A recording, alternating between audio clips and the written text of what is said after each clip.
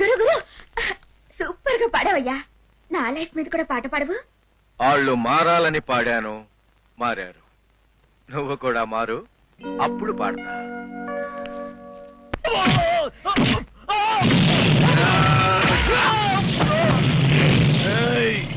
తిరుపతిలో వెంకటేశ్వరుడు 7 కొండల మీద సెటిల్ అయితే ఈ బాబురావు బెదవాడలో సింగిల్ కొండ మీద సెటిల్ అయ్యాడురా. ఎడం కంటితో బెదవాడను చూస్తా, కుడి కంటితో హైవేని చూస్తా. అది బెదవాడ పవరు.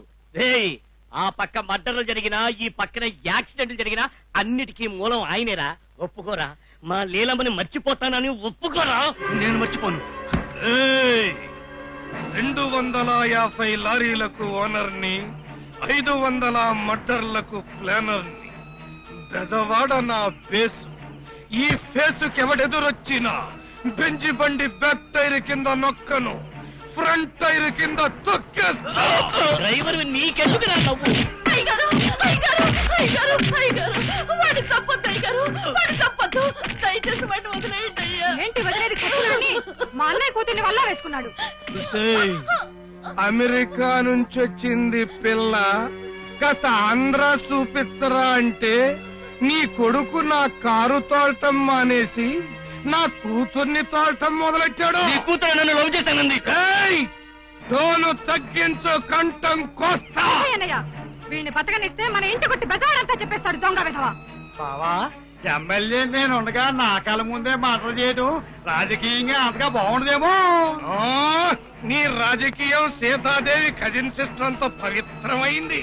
నీ అబ్బా కులాన్ని కొట్టుకు సవమని చెప్పింది నీ రాజకీయమే. మతాన్ని పొడుచుకు సవమని చెప్పింది నీ రాజకీయమే. మందిరాలను కూల్చింది, మసీదులను కూల్చింది నీ రాజకీయమే. ఇది రాజకీయం కాదయ్యా, ఫ్యామిలీ ప్రాబ్లం. అస్సలు వదిలిపెట్టను. క్రికెట్ ఆటలో 100 కొడితే రికార్డ్ అంట, మర్డర్ ఆటలో 1000 కొట్టాలని చూస్తున్నాణ్ణి. నా రికార్డ్ ఆపమాక. ఏసైండ్రా.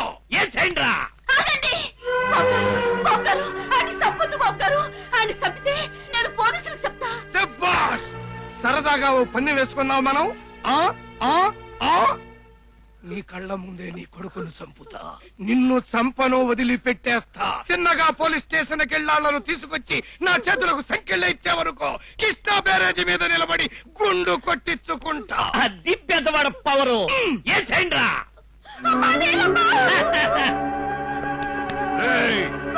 నిన్ను ప్రేమించిన నేరానికి నా కొడుకుని చంపేస్తున్నాడు. అమ్మా మీ నాన్న. అమ్మా నువ్వన్నా వచ్చి చెప్పు తల్లి. అమ్మా what is this? American style dating అనుకున్నా. వాడింటి లవ్ అంటూ తిరుగుతాడు. వాటితో చెప్పు, డెఫినెట్ గా మా డాడీ చంపేస్తాడని.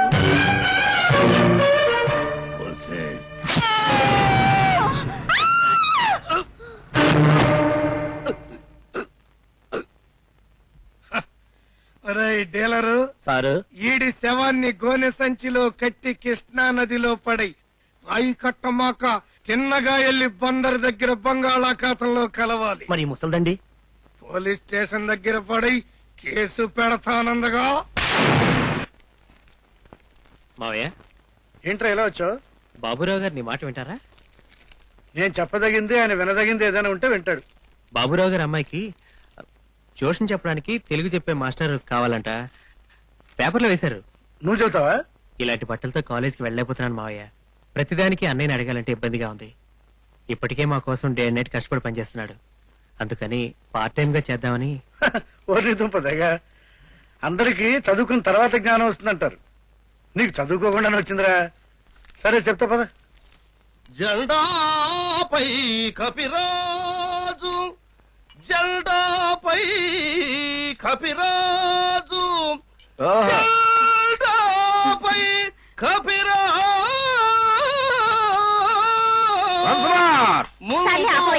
సింగర్ బావా వచ్చేసినా. నువ్వు ఈరోజు వస్తావని పిట్ట మాంసం తెస్తానుండు. సుందరే, ఆడి కూడా బట్రా. ఆడికి మాట ఇస్తాలే. వీడు నన్ను బావా అని పిలుస్తాడు గాని మా అమ్మకి పుట్టిన తమ్ముడు వాడు. నా తమ్ముడు, నా చెల్లి నాకు 2 కళ్ళైతే వీడు నా 3వ కన్ను. సుందరే, నువ్వు నాకేం పెడతావో మా బావకు కూడా అదే పెట్టు.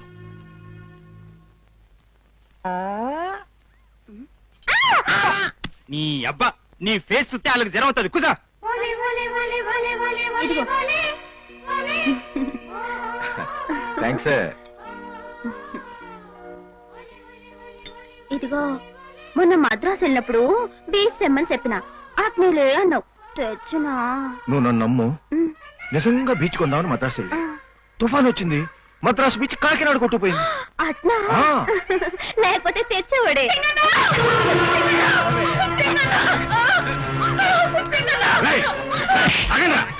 ఏంట్రా మీద అవుతాను? సౌజన్యం ఏంటి? అది 500 భాగ్యం మాకు. అప్పు తీర్చలేదని సిటీలో రౌడీలకి తీసుకెళ్తున్నారు. వాళ్ళు చేతుల్లో పడితే నరక వేసింగన్నా. మీకు బుద్ధి లేదు?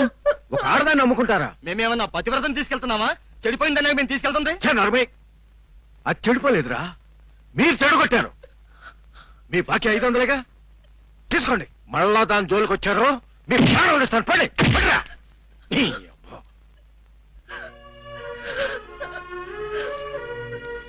రమణమ్మ, దేశంలో ఈ మూల నుంచి ఆ మూల వరకు గాంధీ బొమ్మ, బోసు బొమ్మ, అంబేద్కర్ బొమ్మ, భగత్ సింగ్ బొమ్మ చూసి పొంగిపోతానమ్మా.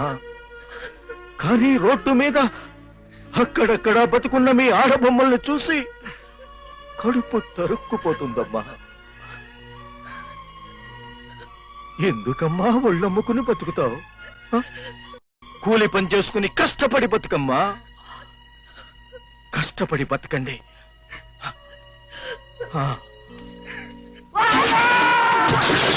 బాబు బాబు తినేకుడు బాబు. అయ్యా సామాన్లు బయటికి చేయొద్దు బాబు. పోతుంది బాబు. బాబు ఏంటి బాబు ఎన్నయ్యో ఇంత సామాన్లు చేస్తే మేము ఎక్కడ బతకాలయ్యా? ఎక్కడ బతకాలంటే నన్ను వేసేయమంట? రోజు పూజలు పునస్కారాలు లేకుండా ఆలయాన్ని ఆక్రమించుకుంటారా? ఏంటి సార్ ఇది? తుఫాను కొట్టి మా బిడ్డలు కొట్టుకుపోయారు. బతుకు తెరలేదు. మా గుడిసెలన్నీ కొట్టుకుపోయాయి బాబు. అయ్యా ఇన్నాళ్ళే పంచాయతీ ఆఫీస్ లోనే తల దాచుకుంటుంటే పెద్ద గారే ఖాళీ చేయించారు. ఇప్పుడు ఈ గుళ్ళోనైనా తల దాచుకుందాం అనుకుంటే మీరంతా వచ్చి గుళ్ళో కూర్చుంటే దేవుడు ఎక్కడికి వెళ్తాడు? స్వర్గానికా? అయ్యా ప్రెసిడెంట్ గారు, పార్కులు శ్మశానాలు అవుతున్న ఈ రోజుల్లో ఆలయాలు పునరావాస కేంద్రాలు అయితే తప్పులేదండి. తప్పులేదయ్యా, ఏం తప్పులేదు. ఈ లేబర్ అంతా ఆలయంలో చేరి వంటలు చేసి కాపురాలు చేసి ఆఖరికి 1-2 అక్కడే కానీ ఇస్తూ ఆలయాన్ని భ్రష్టు పట్టిస్తుంటే. పంతులు గారండి, పేదవాళ్ళ మీదకి అంత కోపంగా రమాకండి. ఒకసారి ఎలా రండి. లోపల ఉన్న దేవుడి పేరేంటి చెప్పండి? రాముల వారు. ఆ రాముడి కథ రాసిన ఆయన పేరేంటండి? వాల్మీకి. ఆయన దళితుడేనండి. ఆగండి, ఇంకా ఉంది. మహాభారతం రాసిన ఆయన పేరేంటండి? వేదవ్యాసుడు. ఆయన కూడా దళిత స్త్రీకే పుట్టాడండి.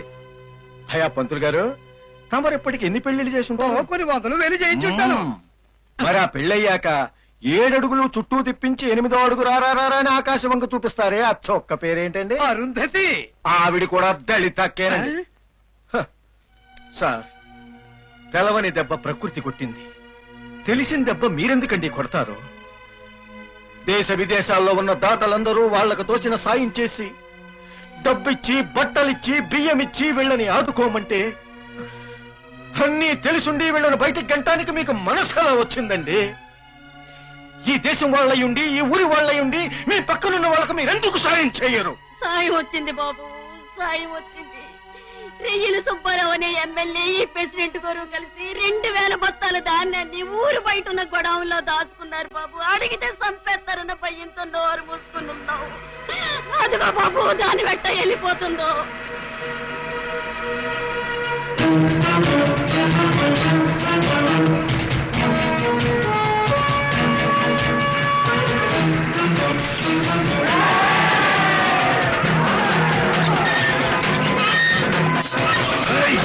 ఎమ్మెల్యే సారు సింగ్ నన్ను వచ్చేసారు సారు.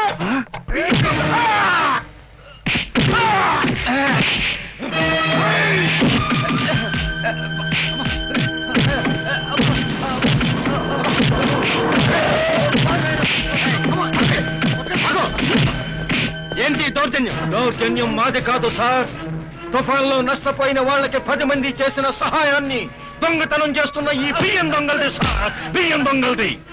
లాఠీలు ఎత్తాల్సింది మా మీద కాదు, లూటీలు చేస్తున్న వీళ్ళ మీద ఎత్తండి లాఠీలు. ఏంటయ్యా? ఆహా, అసలు ఏంటంటే మీ ఉద్దేశం? ఇందాక నుంచి చూస్తున్నాను, తెగ రాద్ధాంతం చేస్తున్నారు. నా మొగుడు ఎక్కడెత్తున్నాడు తుఫాన్ డబ్బులు? ఇంకెవడూ మెక్కలేదా? మిగతా వాళ్ళంతా పత్తితులున్నా పత్తివ్రతలున్నా ఏంటయ్యా అట్ట ఫీల్ అయిపోతావు? ఈ పార్టీ కాబట్టి 100 పార్టీలున్నాయి. లేదంటావా కొత్త పార్టీ పెడదాం పద, నేను క్యాన్వాస్ చేసి గెలిపిస్తాను. ఊరి మీ పోస్ కాదా ఏంది? మీరు క్యాంపెయిన్ కడితే ఓట్లు కదమ్మా పడేదే చెప్పులు. నువ్వు డిప్పమ్మి ఎక్కువ మాట్లాడితే నీ బొచ్చులో రాయే. ఎందుకమ్మా ఆవేశపడతావు? వాడు చెప్పిన దాంట్లో అబద్ధమే ఉంది. నిన్ను చూసేవాడు ఓట్లేస్తాడమ్మా. కొత్త పార్టీ పెట్టడం అంటే బుధాన్ని బ్యాగేసు తినడం అనుకున్నావా ఏంటి? ఖబర్దార్ ఖబర్దార్, మంత్రిని తెగ రెచ్చబోతున్నావా? ఏంటి కూర్చున్నావు? పద బయటకు తేల్చుకుందా. పదవమ్మా, మీ ఇంటికి వస్తాను పద. మీరు ఊరుకోండి, అసలే దాంట్లో స్పీడు. మేము స్లో. అది కాదండి, పార్టీ సస్పెండ్ చేస్తే ప్రజలు నమ్మొద్దు. రేపు ఎంక్వైరీలో నేనే బియ్యం దొంగను రుజువైంది అనుకోండి, డిస్మిసేగా మళ్ళీ బై ఎలక్షన్ అంటే అట్ట భయపడతావేంటయ్యా? నువ్వు సీటు ఖాళీ చేస్తే నాకేగా ఇస్తారు. నీకా? అవును, తండ్రి పోతే కొడుక్కి, అన్న పోతే తమ్ముడికి, మొగుడు పోతే పెళ్ళానికి. ఈ మధ్య అన్ని పార్టీల్లోనే అదేనయ్యా సింగిల్ సిద్ధాంతం.